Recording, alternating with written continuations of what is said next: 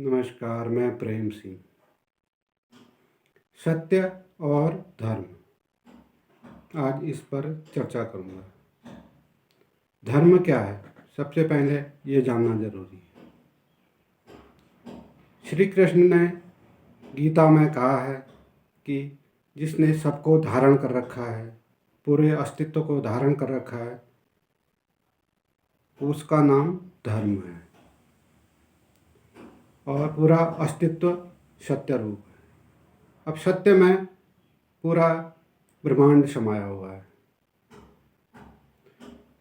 तो सबसे पहले हमने ये जानना होगा कि हम कौन सा रास्ता चुनते हैं, क्योंकि सत्य में हम शक्ति ढूंढते हैं या शांति ढूंढते हैं। ये दो मार्ग हैं। धर्म जो है वह आस्था का विषय है और शक्ति जो है वह हमारी समृद्धता का प्रतीक है। तो अधिकांश लोग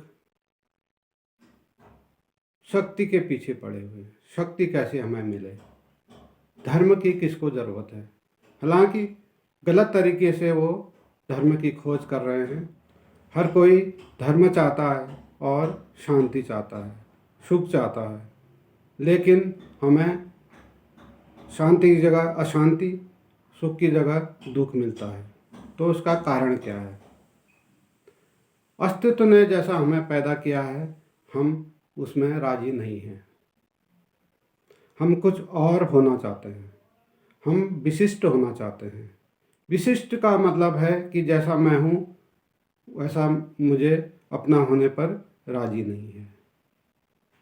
जानवर अपने होने पर राजी हैं क्योंकि उनमें बुद्धि और ज्ञान की कमी है। मनुष्य का सबसे बड़ा अभिशाप कहो या वरदान, ये ज्ञान और जो बुद्धि है और ये मन है, वह हमें जिस स्थिति पर भी हम हैं उस पर रहने को राजी नहीं है। हर चीज़ की हमें अधिक से अधिक होने की लालसा होती है कि समाज में मेरा नाम हो, मुझे लोग जानें, सुख समृद्धि हो, सम्मान करें। तो ये हमें लालच धर्म के मार्ग पर नहीं अग्रसर होने देता है। शक्ति भी हम इसीलिए चाहते हैं कि हम सबके मालिक बने। धर्म का रास्ता है कि हम किसी के मालिक न बने, न हमारा कोई गुलाम बने।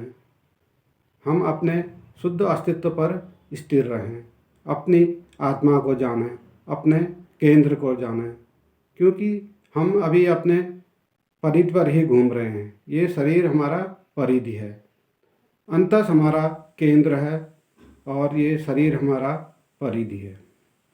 हम ऐसे मनुष्य हैं जो महल के चारों तरफ ही घूमते रहते हैं, लेकिन महल के अंदर प्रवेश नहीं कर पाते हैं। परिधि को ही हम अपना अस्तित्व जान लेते हैं, अपना होना जान लेते हैं।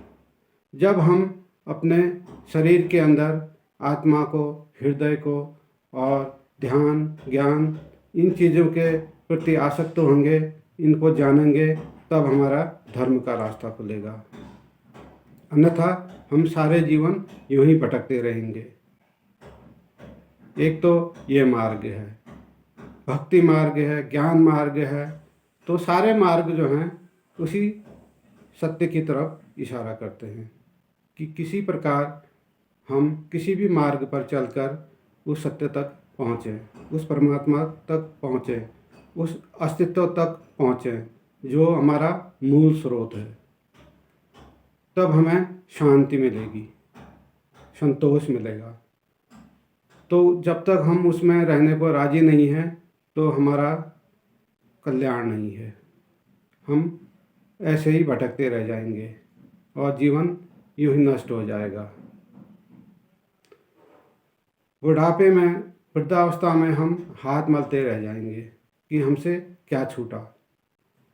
समय रहते, वक्त रहते हमें इस पर ज़रूर ध्यान देना चाहिए कि क्या हमें ईश्वर की प्राप्ति हो सकती है, संतोष की प्राप्ति हो सकती है, शाश्वत आनंद की प्राप्ति हो सकती है, जरूर हो सकती है। तो महापुरुषों ने कहा है कि जो अपनी आत्मा को जान लेता है वह परमात्मा तक अग्रसर होता है। तो यह है सत्य और असत्य, धर्म और अधर्म। तो इस पर ही हम भटकते रह जाते हैं कि क्या सत्य है क्या असत्य है। हम अपने को साधु समझते हैं, तो अपने अंदर टटोलें कि क्या हम साधु हैं। तो हम देखेंगे कि ये बाहर से प्रमाणित नहीं हो सकता, हम स्वयं अपना प्रमाण बनना पड़ेगा। एक प्रमाणित व्यक्ति ही कह सकता है। जो सच्चा संत है वो तो ये भी नहीं जानता कि मैं संत हूँ कि असंत हूँ, वह अपने शून्य में स्थिर रहता है। वह एक दर्पण के समान है। हम अगर जब अपनी इच्छाओं को, अपनी वासनाओं को लेके जाते हैं तो वो हमें, हमारा दर्पण हमें ही झलका देता है कि तुम इस प्रकार के व्यक्ति हो। धर्म के मार्ग पर चलने वाला ही सच्चा प्राणी है।